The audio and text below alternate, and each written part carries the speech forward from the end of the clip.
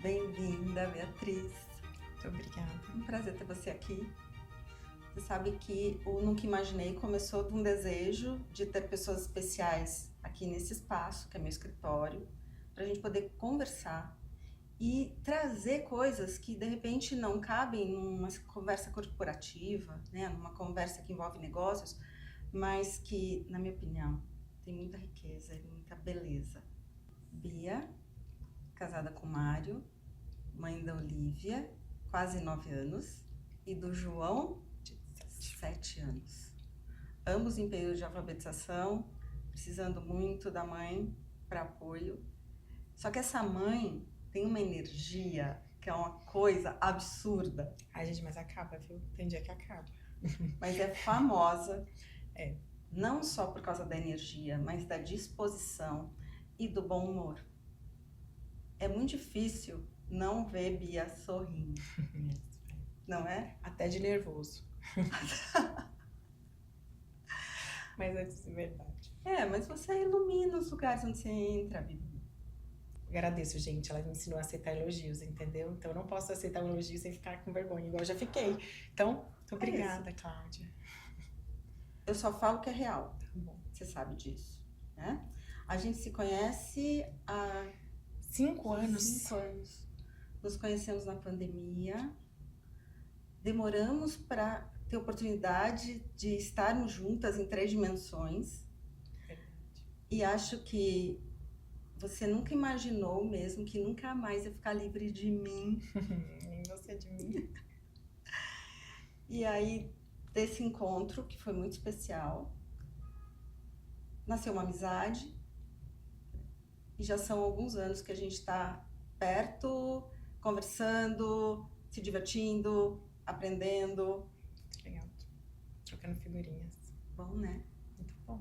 Conta principais momentos da vida de Bibi, porque você tem muita coisa legal para as pessoas saberem. Primeiro, muito obrigada. Eu falei que privilégio estar aqui nessa lista. Você falou, nunca imaginei. Eu nunca imaginei, né? Quem te procurou, né? Há quase 5 anos atrás para ser treinada sobre comunicação. Eu acho que comunicação é o mal e a solução do mundo, né? E aprender como a gente se posiciona e as ferramentas, né, e se entender, isso é muito importante. Então, primeiro, te agradecer não só pelo convite aqui, mas por toda a generosidade e o impacto que você teve na minha carreira, o seu trabalho que tive. Gente, ela é mágica, tá? Super importante deixar isso claro. Aí, assim, tem gente que exagera, mas trabalhar com Beatriz foi muito legal. Assim, vamos separar de confete, mas eu vou contar. Tá bom. O que eu acho assim, que acho que tem até a ver da minha história, tem a ver com o nosso trabalho juntas. Eu nasci em Uberaba, aí eu brinco assim, gente, Uberaba é tão legal. Então, 2 coisas. Uma, eu falo que só quem é de Uberaba gosta de contar que é de lá. Então, assim, nem que você conversa na primeira questão, eu falo assim, não, eu sou de Uberaba, né? Eu sou de Barbacena. Não, a pessoa espera 5 conversas pra te contar que ela é de Barbacena. Quem é de Uberaba, não. A gente conta logo. E é referência. Aí sempre conhece alguém, e como diz meu marido, não é possível que em Uberaba dos anos 80 tinha isso, né? De tanta coisa que acontecia. Mas é isso. Vim de Uberaba, morei lá até meus 17 anos, morei na Suécia 1 ano, trabalho desde os meus 11, 12 anos. Então, eu brinco assim, a INSS já poderia me aposentar, mas eu ainda não tô querendo. E sempre fui super estudiosa, sempre fui muito focada na carreira. Tinha, né, minha mãe criou sozinha, eu e minha irmã. Então, a gente tinha esse... Assim, era muito louco, porque era uma obsessão por essa responsabilidade e, né, de estudar, de evoluir, de ter uma carreira. Então, assim, minha vida sempre foi isso. Então, acho que até assim, ao longo do tempo, né, antes a gente estava aqui falando sobre autoconhecimento, então eu fui entendendo como que eu doso melhor. Então, minha história é um pouco essa. E aí eu vim para São Paulo em 2007, ser trainee da KPMG, já estava no último ano da faculdade. E aí eu brinco, era o sonho dourado da executiva, né? Já atendia cliente, andava de avião, ia pra USP de malinha, né? De táxi vermelho e branco. E Da KPMG eu fiquei 3 anos e meio na consultoria, fui para B3, na época BMF Bovespa, pós-fusão.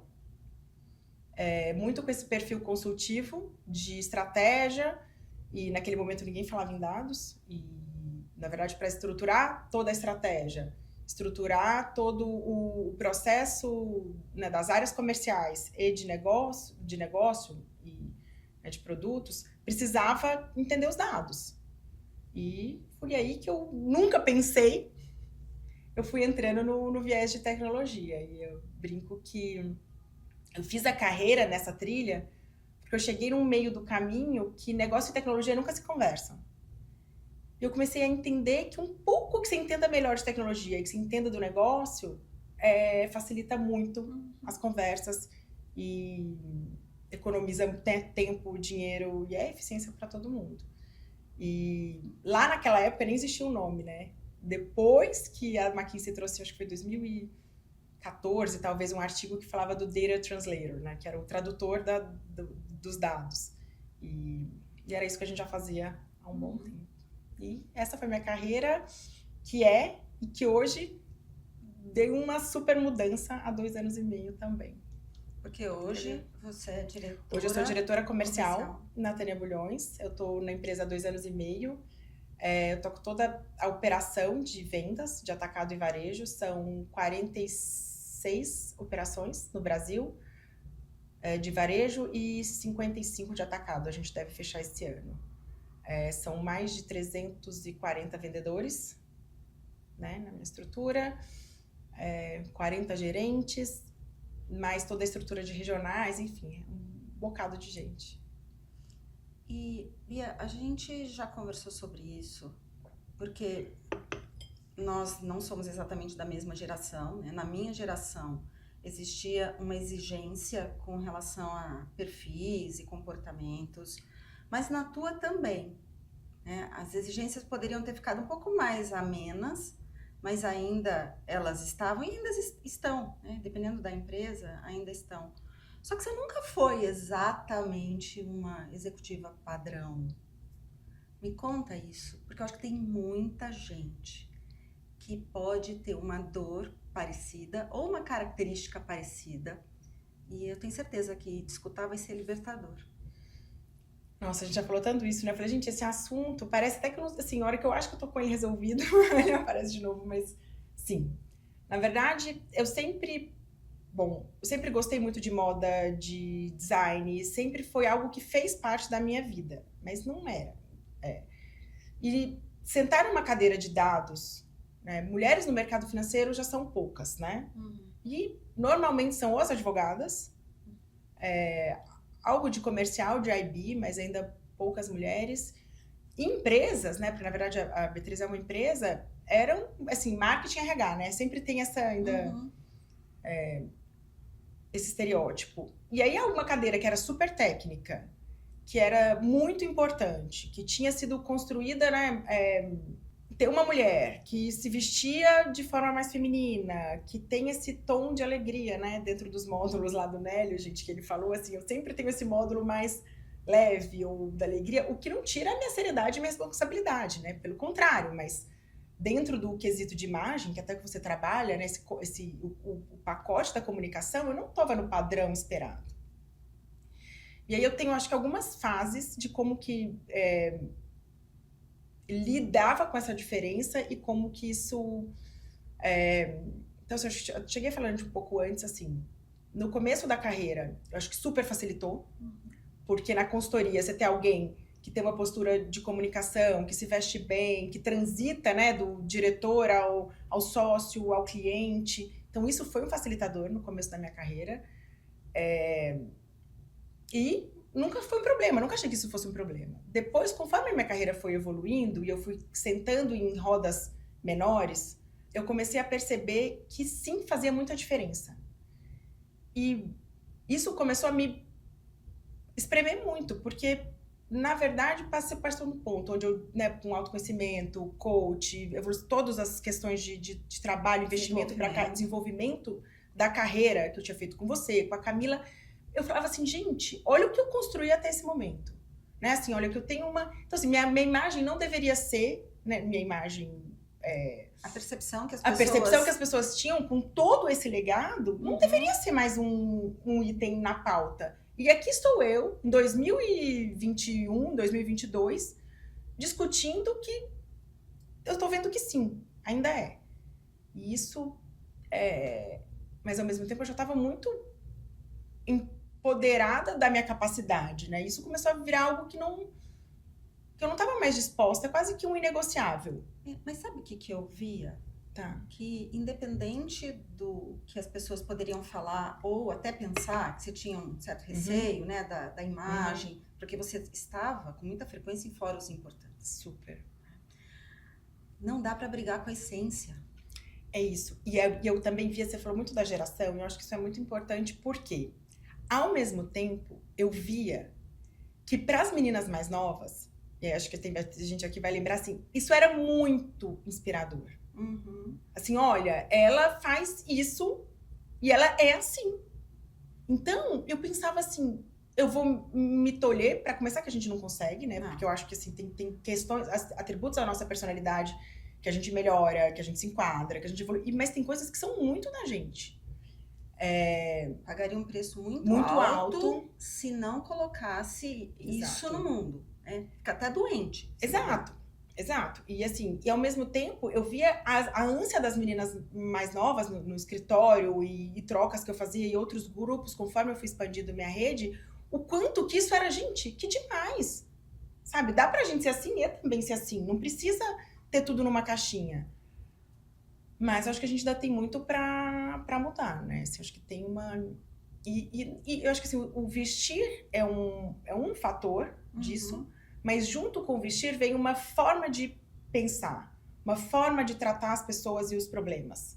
Né? Uma e leveza, a solução dos problemas. a solução. Que são soluções diferentes, porque a sua cabeça funciona diferente da maioria das pessoas que trabalham nas empresas. É isso.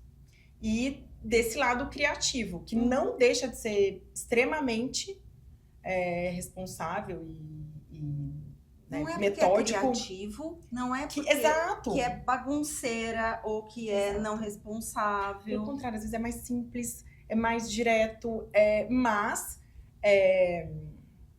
requer coragem. Sim. Você é corajosa. Eu sou corajosa. Certo? E eu tô ficando cada vez mais corajosa, que tá um perigo. E eu tô achando lindo. Tô achando um perigo. Tô adorando isso.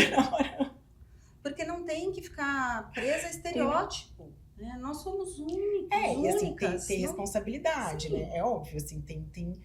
Mas eu acho que vem com uma maturidade profissional também de entender o momento, né? Entender a leitura, eu acho que é isso. Mas também de se adaptar, né? Mas, olha, Bibi, algumas coisas que você tem coragem hoje, de repente há 5, 6 anos atrás, você não teria. Não teria. Mas vem com a maturidade e com tudo que você aprendeu. E com essas ferramentas de desenvolvimento que eu tive com todos esses processos com vocês, assim. Então, eu falo, né, eu agradeço muito ter tido a oportunidade, né, de poder investir tanto na minha carreira, né, e com ferramentas que me apoiaram nisso, sabe, um processo bem estruturado de coaching em uma fase, depois o processo focado em comunicação com você em outra, depois em outra ainda com o Oscar, né, eu lembro assim, ele só atende CEO, aí eu falo assim, mas eu ainda não sou, mas eu posso ser um dia, será que ele vai me atender?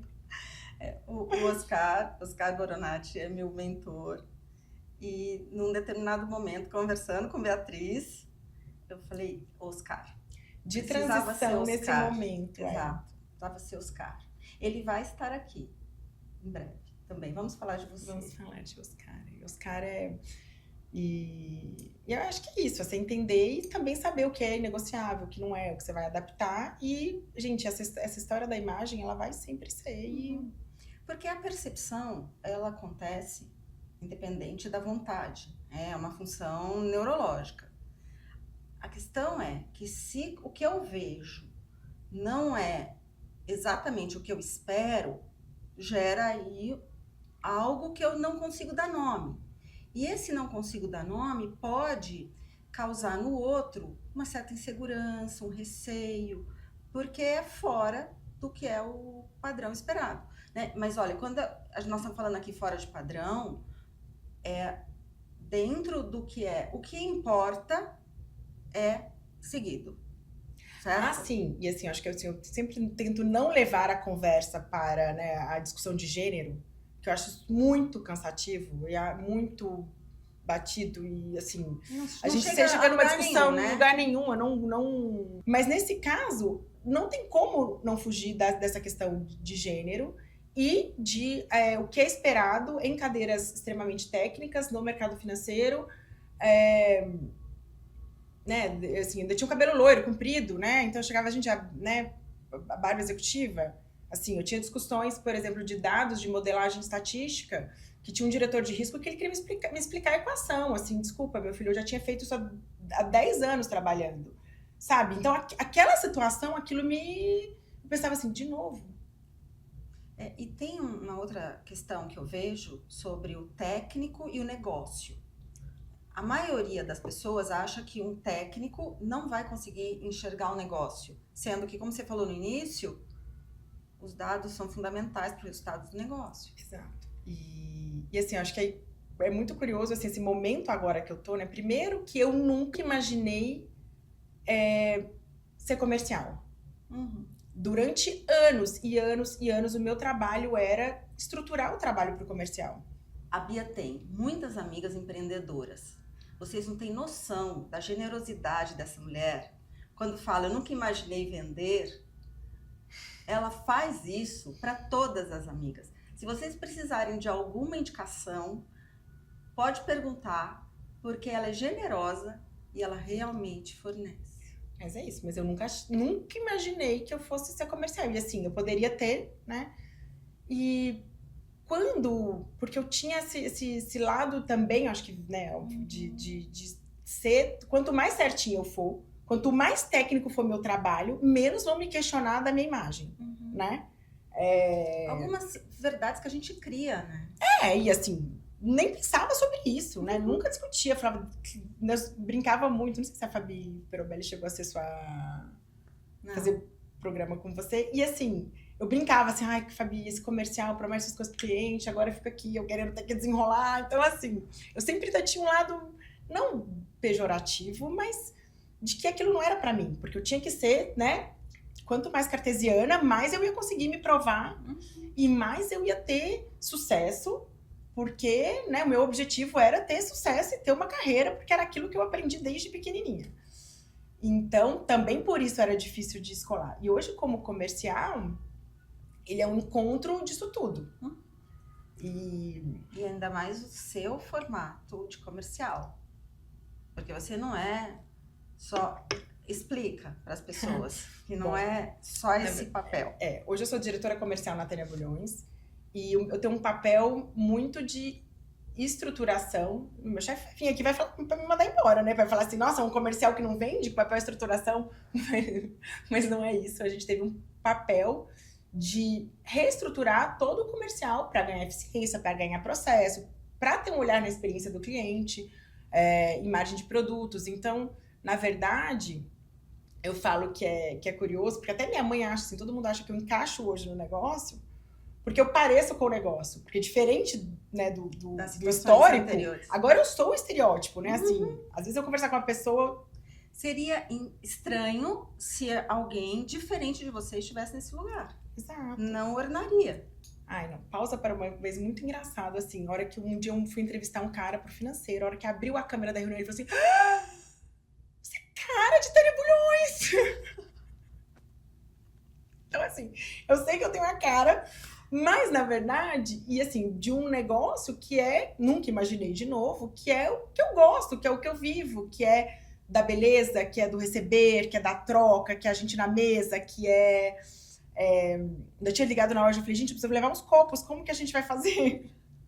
Mas, só que o meu diferencial agora é exatamente o oposto, é eu carregar comigo essa bagagem técnica de governança, dos números, do processo, essa leveza com as pessoas, porque... Que eu já vi bebê da bronca com tanta docilidade, tanto carinho, que eu acho que a pessoa nem percebeu que estava levando uma bronca. Mas às vezes percebem sim.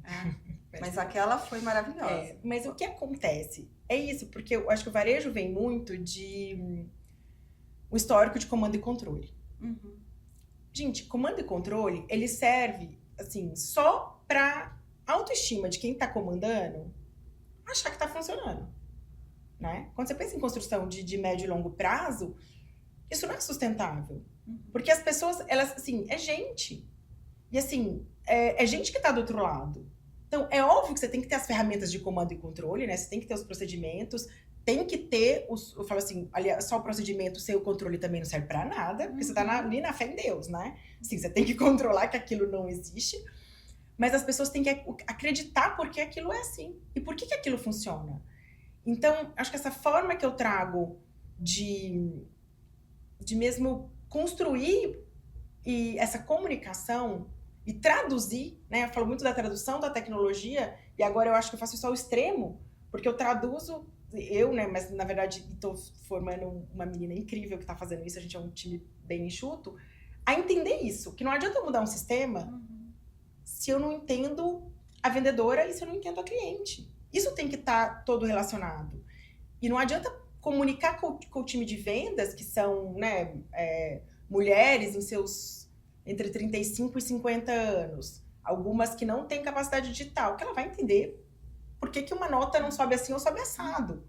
Então, assim, esse olhar, né, a palavra da moda, que é holístico, mas não deixa de ser, e muito técnico, mas muito, de novo, do seu trabalho, que eu acho que, assim, como que se adapta a comunicação em todos esses stakeholders. São ajustes constantes que você está tendo que fazer. Sim. Considerando que a gente começa a trabalhar por autoconsciência, você viu? Case de sucesso, não? Porque eu sei, pelo que você me conta, né, a diversidade de públicos que você tem. Super. E eu vou pedir licença para você contar o que você me falou na sexta-feira, porque faz anos que eu trabalho com vários tipos de indústria. Então, a questão da experiência do cliente é algo que eu escuto há muitos anos. Aí estou conversando com Bia na sexta-feira e ela me contou... Falei, meu Deus do céu, o que eu vou ter que contar aqui? Mas isso foi... Sobre vocês fizeram um treinamento com as pessoas da loja. Eu imagino que eram pessoas da loja. Sim, eram.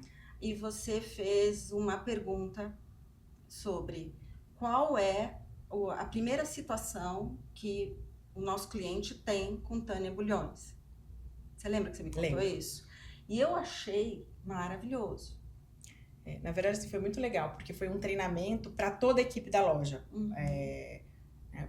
E da operação toda. Então, manobrista, limpeza, estoquista. E o objetivo era, assim, como que eu traduzo? Gente, é lindo falar da experiência do cliente. Se você acha que a experiência do cliente é ali, né? Tem a perfumação da loja, tem embalagem, tem o VM, tudo isso é muito maravilhoso. Os produtos que são incríveis, né? Aliás, é o nosso... Mas a experiência, ele é o todo. E o desgaste com o cliente, ele acontece... em situações... Então, assim, o primeiro era traduzir o que era a experiência, mas de um jeito muito simples. E eu falei... Gente, a experiência do cliente acontece ali, na verdade, na loja Conceito, que fica na esquina da Colômbia com a Nicarágua, ali no Jardim América. Ele não começa quando o manobrista abre o carro. Ele começa no acesso ao tráfego ali da Rua Colômbia à loja. Porque se o cliente... Então, assim, os manobristas, eles fazem um trabalho de, óbvio, né, sem inferir... Vamos falar assim, nossa, estão querendo controlar o trânsito da Colômbia. Não é isso, tá, gente? Mas assim, ele dá um acesso, ele libera, ele interfere ali de alguma forma para ter uma fluidez para o cliente acessar a loja. Porque se o cliente chega ali para fazer aquela conversão e toda vez ele não consegue, ou tá difícil, ou o manobrista tá lá parado de braço cruzado, esperando, olhando, assim, existe ali já uma intenção do bem receber. E aí, a partir desse momento, o cliente já vem com uma sensação de, olha, nossa, me ajudou, obrigada. Então, e aí você já começa uma corrente de fluidez no atendimento, onde o manobrista também já se sente mais bem recebido pelo cliente, e essa troca, ela deve ser contínua em todo momento ali dentro, porque eu falo, olha, tem que ter uma fluidez e uma descrição, né? Uma sinfonia, né? Que todo mundo ali tem que ser papel, e com Não adianta assim, né, também, fulano, o cliente chegou, né? Não adianta, né? Precisamos de Cláudia.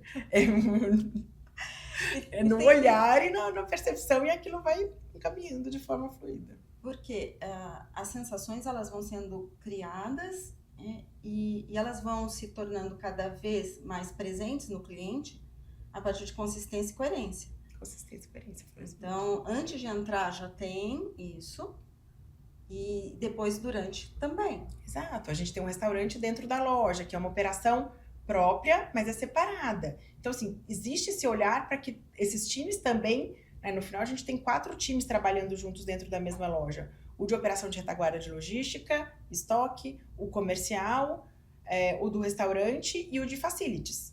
Né? Cada um com gestor diferente. Então, a gente é um condomínio que está vendendo o mesmo produto, que é a experiência da marca. Então, isso tem que estar muito...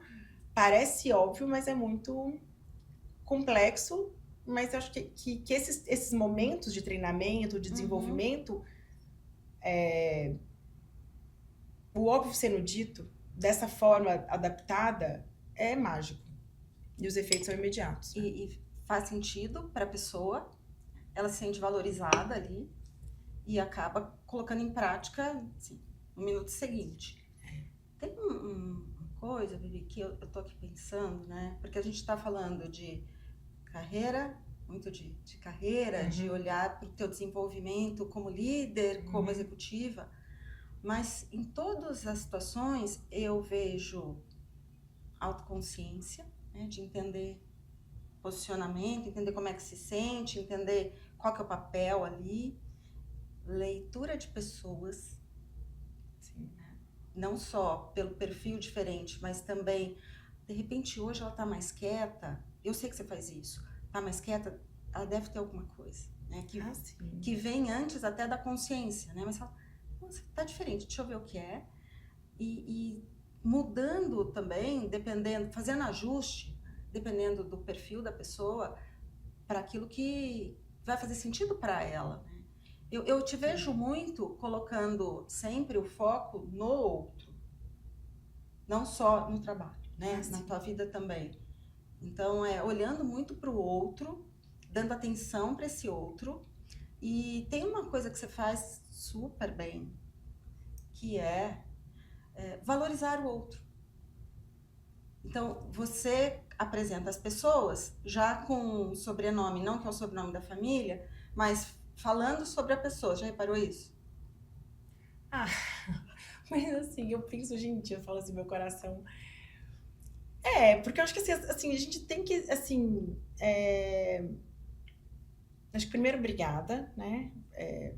Mas eu acho que... Eu também olho pra mim, né? Eu falo assim, gente, eu não sou a Madre Teresa, mas eu brinco lá no trabalho e falo assim, gente, vocês rezam pra mim. Porque dando certo pra mim vai dar certo pra muita gente. Mas assim...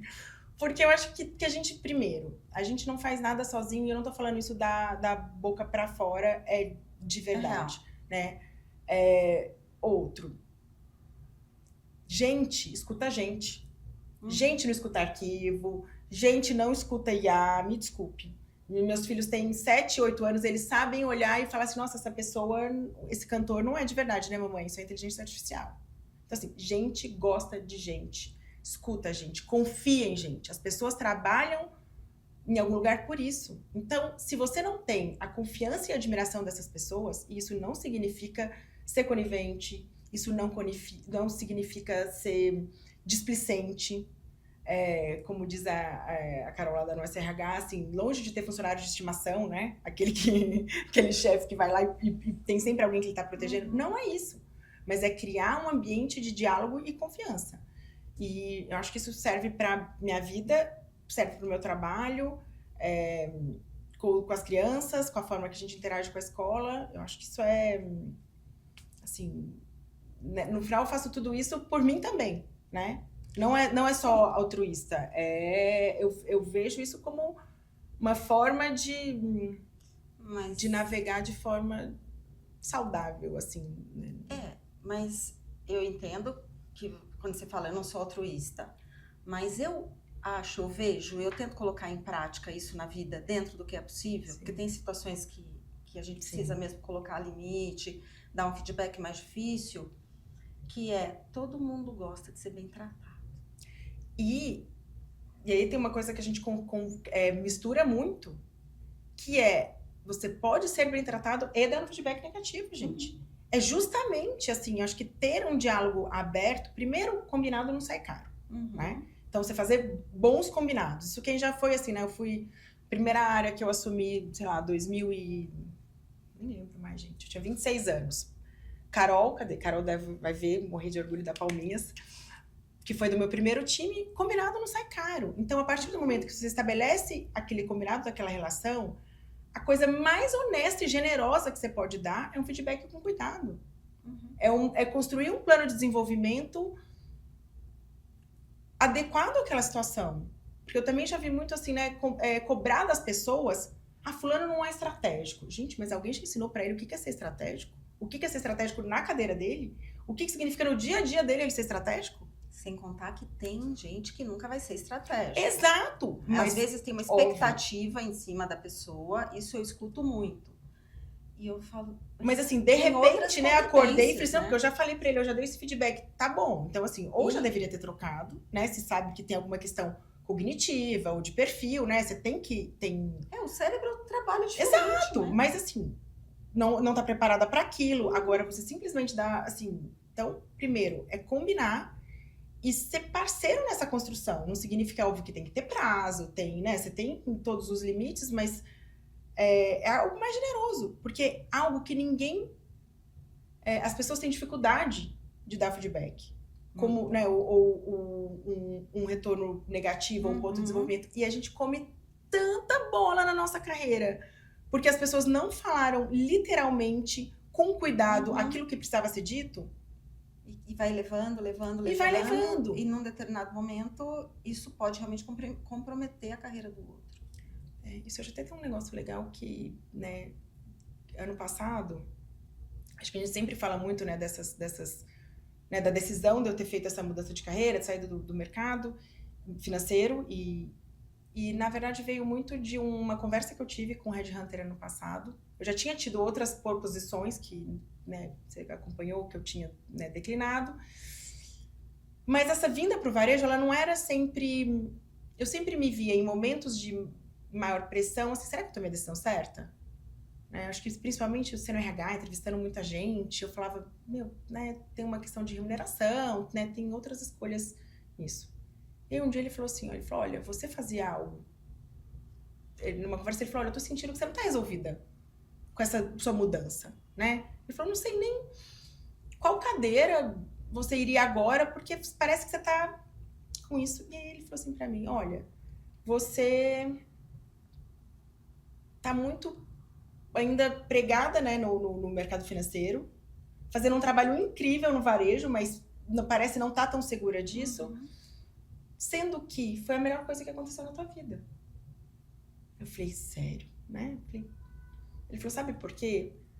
Porque o que você fazia era tão complexo, que ninguém entende. Ele falou, eu só entendo porque eu sou amigo pessoal do CEO, eu sei que ele, né, é muito exigente, não teria alguém sentado há tantos anos nessa cadeira se não fosse muito competente.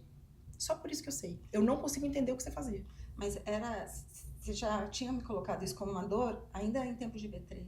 E aí ele falou, agora você está conseguindo, em seu maior potencial, colocar tudo isso que é a nova cara do varejo, que precisa de muita gente boa. Então entende. E aí nisso eu ainda não era diretora comercial, na verdade eu estava recrutando como RH para a cadeira do comercial. E aí eu voltei pro escritório, falei, né, faca nos dentes, falei, olha, eu vou assumir o comercial. Você tá doida? Não vai assumir o comercial? Imagina, eu falei, vou, sabe por quê? Eu fui estratégica a vida inteira. Agora, eu vou tocar uma operação de verdade. E ele, assim, ele me deu um feedback que ninguém nunca tinha falado. Em 2 anos que eu tinha saído da B3, né, tinha tido outras propostas, mas ninguém nunca tinha me falado assim, mas é a melhor coisa que você fez na sua carreira. Ele teve um insight na hora. Escutando, ele teve um insight e teve coragem também. Exato, mas assim, poucas pessoas falam. Assim, quantos headhunters, quantas pessoas já chegam conversando e falam assim, nossa, mas deixa eu te falar o que você fazia. E outra coisa, né, não, é pouco replicável, né? Você tem as corretoras, você tem os bancos, mas assim, Ele falou, você tá indo para um universo que sua avó entende. E assim, a beleza da simplicidade é a melhor coisa para carreira, né? Traduzir e gerar experiência, né? Que é o que você está Exato. fazendo.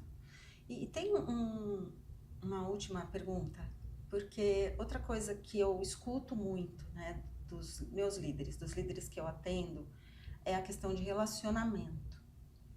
E o que eu falo sempre é que as conversas, quando você começa a querer conversar com mais pessoas que você não conhece, são conversas simples. A pauta é simples, é dia a dia, é final de semana. Às vezes fala assim, mas eu vou falar sobre o tempo? Qual é o problema de falar sobre o tempo? Não tem problema nenhum falar sobre o tempo, né? As pessoas têm dificuldade em entrar no elevador e falar bom dia, de cumprimentar o outro no corredor, se não foi exatamente apresentado por essa pessoa.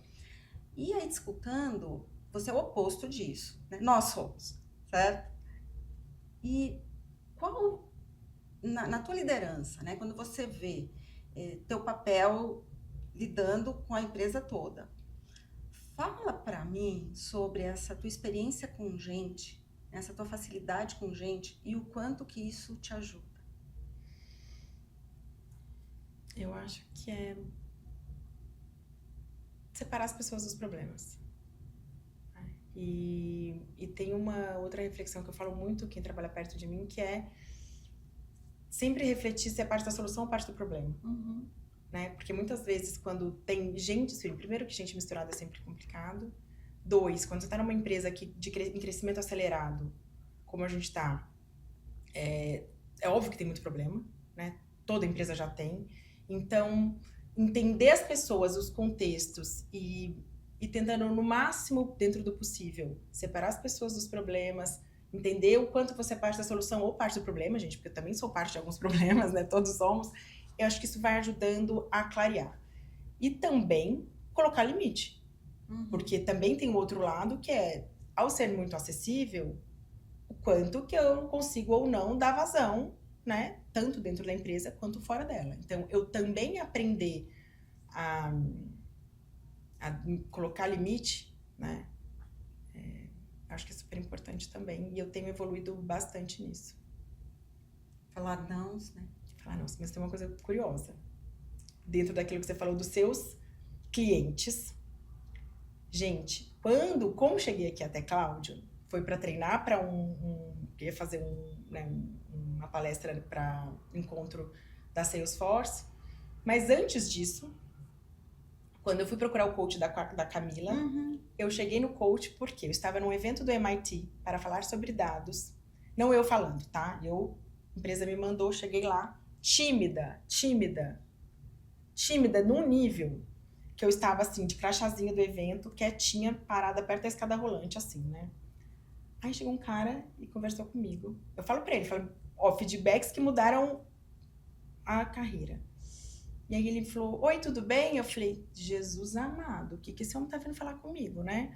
Aí eu conversei, parará. Aí um dia ele falou assim, aí a gente trocou telefone, trocamos experiências, na época ele tava o Marioto, muito obrigada, falando na Cielo, enfim.